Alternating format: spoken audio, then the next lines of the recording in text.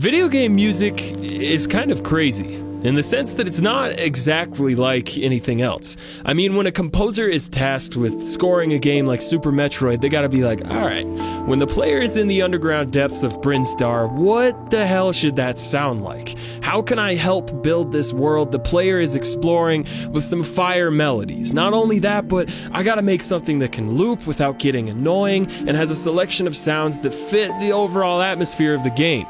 The end result is this. This shit is hard. Samus shooting everywhere. Blah!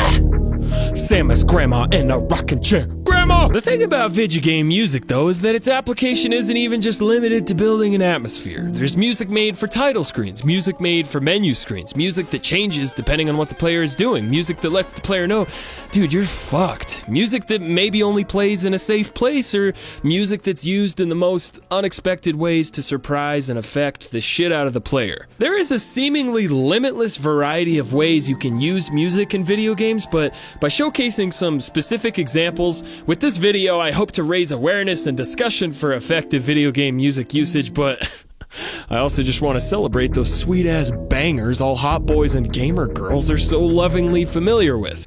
I've separated my examples into 4 unique categories: world building, shit's happening, player association, and surprise, motherfucker. So, world building is that hot shit I talked about like a minute ago with Super Metroid. This that shit that's there to give the player even more insight and understanding of the atmosphere they're in. I'm talking Silent Hill 2 soundscapes, Donkey Kong Country aquatic ambience, underneath a rotting pizza fucking fire.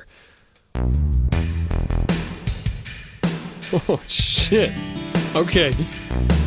Yo, I got purple pants cause I'm running all around. I got my name from Rippin' Fat Cloud. The world building stuff isn't even just limited to original music either. Licensed music like in the Fallout or Grand Theft Auto series can be just as effective at pulling you into that universe. Like, when I'm playing Vice City and I'm doing some naughty shit to some Laura Branigan, I don't feel like Jakey anymore.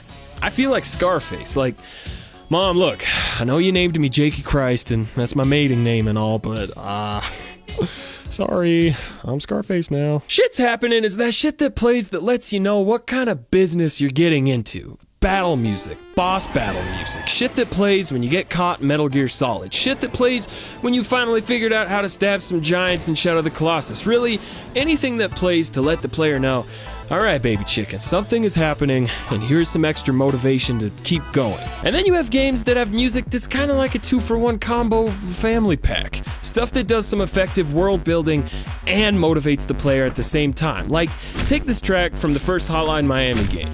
The style and sounds not only let me know what kind of universe this game takes place in, but it makes me want to fight people. Player association, as I've brilliantly labeled it, is stuff that's kind of like shit's happening, but a little bit more specific and organic. So if you've played Left 4 Dead, you know that when you hear this shit, oh man, it's about to get spooktacular. Or maybe when you hear this, you know a pissed off tank is on his way to murder Sui, you and your friends. These tracks are the same throughout all the campaigns in the game, but instead of just motivating the player, they're used more like a tool, a way of communicating to the player without putting any annoying text on the screen. The early Resident Evil games do a similar thing as well. Because the music that plays in the save rooms is always going to be the same, it is a immediate ginormous relief to enter a room in Code Veronica and be treated to this tight little piece.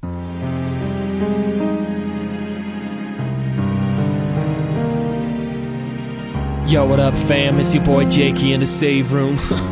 Y'all already know what it is, yeah. Killed a man, now he dead, shot him in the fucking head, then I